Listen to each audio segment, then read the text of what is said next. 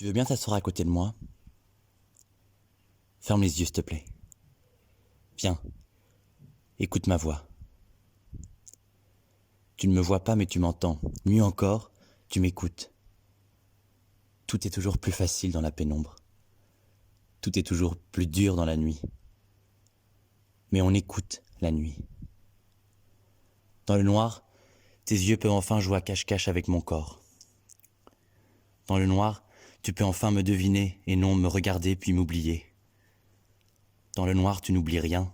L'encrier s'est renversé, le tissu en est imbibé. Dans le noir, nous sommes enfin des voix qui s'élèvent, nous élèvent. Dans le noir, toutes nos paroles sont des portes ouvertes vers un monde sans nom, sans forme, sans couleur, sans odeur.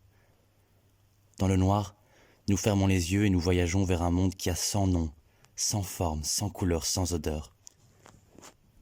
Viens, on va partir.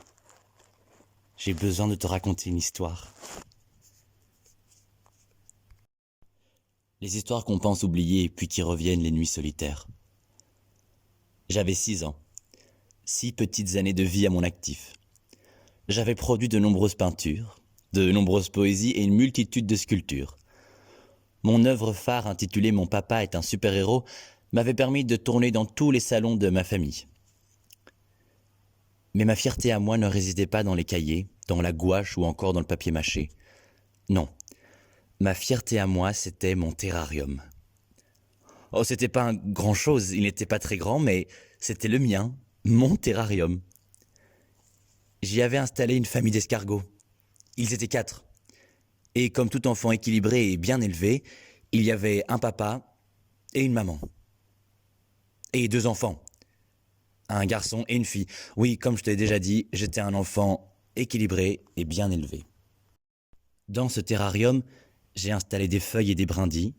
J'ai disposé des petits cailloux un peu partout. C'était du gravier de mon jardin. J'ai rempli un bol d'eau. Je l'ai déposé dans un coin du terrarium. J'ai arraché d'un arbre dans la forêt en bas de chez moi de la mousse verte et bien tendre. J'ai entouré le bol de cette mousse. Je venais de créer mon premier étang ce soir-là. Peut-être même le seul étang. J'ai aussi cueilli pendant 2 semaines des fleurs qui avaient toutes des couleurs différentes. Cette étape m'a pris beaucoup de temps, mais il me semblait important que mes escargots soient entourés de plein de couleurs pour éviter la déprime.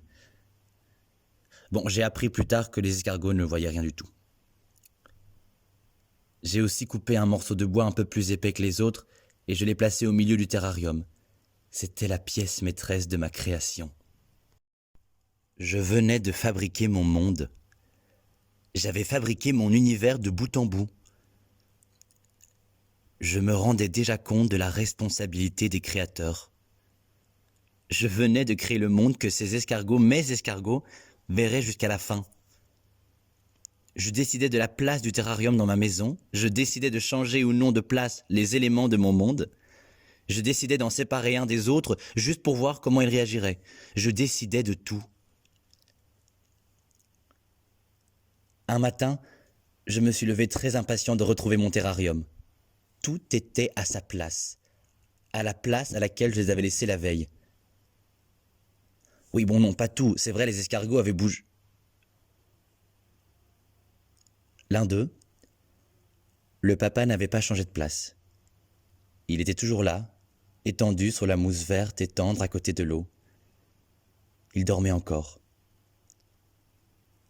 Alors j'ai pris un peu d'eau de l'étang et j'en ai versé un peu sur ses yeux et sur son dos. J'ai pris un peu d'eau de l'étang et j'en ai versé un peu sur son dos, sur ses yeux. Il dormait encore. Alors j'ai pris avec la paume de ma main la mousse sur laquelle était couché le papa et je l'ai mis au sol à mes côtés. Il dormait encore.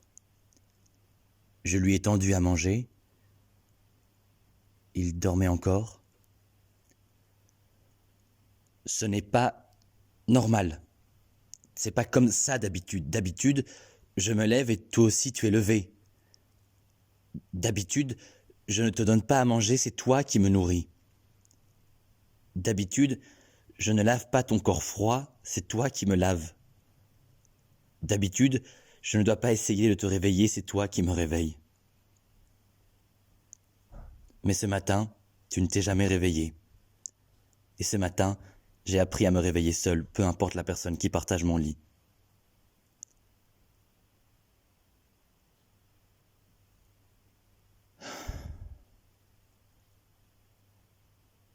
Je vais rentrer maintenant.